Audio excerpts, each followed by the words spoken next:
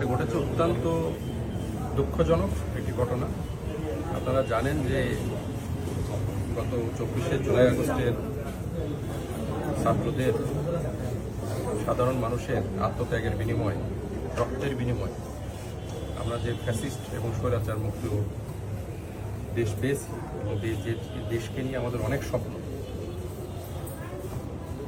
সেই স্বপ্ন বাস্তবায়নের জন্য বর্তমান সরকার, অন্তর্বর্তী সরকার কাজ করছে, আমরাও কাজ করছি আপনারা সবাইকে নিয়ে।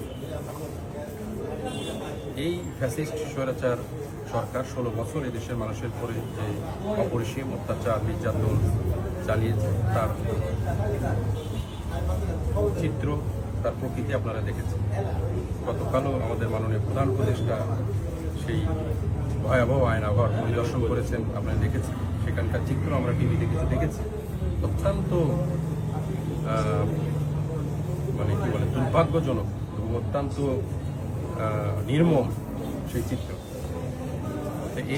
এই ধরনের ষড়যন্ত্র হবে, এখনও ষড়যন্ত্র দেশে বিদেশে অব্যাহত আছে। আপনাদের প্রতি আমার একান্ত অনুরোধ যে আমরা সবাই একত্রিতভাবে এই যে 5ই আগস্টের পক্ষের যে আমাদের বাংলাদেশের যে শক্তি, আমরা সবাই মিলে এই ষড়যন্ত্র আমরা মোকাবেলা করবো। কাফির যে ঘটনা ঘটেছে, এই ধরনের ঘটনা আরও ঘটবে, কিন্তু আমরা বিচ্ছিন্ন হব না। আমরা শক্তি নিয়ে, সেই চেতনা নিয়ে এদের বিরুদ্ধে রুখে দাঁড়াবো। আপনারা জানেন ইতিমধ্যেই পুলিশ সেই জায়গা পরিদর্শন করেছে, একটি মামলা হয়েছে। পুলিশ সর্বোচ্চ গুরুত্ব দিয়ে এই বিষয়টি তদন্ত করছে বলে পুলিশ সুপার মহোদয়ের সাথে আমার কথা হয়েছে। আশা করি এই যেটি ঘটনাটি ঘটেছে, এই ঘটনার পিছনের রহস্য এবং প্রকৃত সত্য বেরিয়ে আসবে এবং যারাই জড়িত থাকবে এই ঘটনার সাথে, তাদেরকে সঠিকভাবে আইনানুগ ব্যবস্থা তাদের বিরুদ্ধে গঠন করা হবে, কাউকে ছাড় দেওয়া হবে।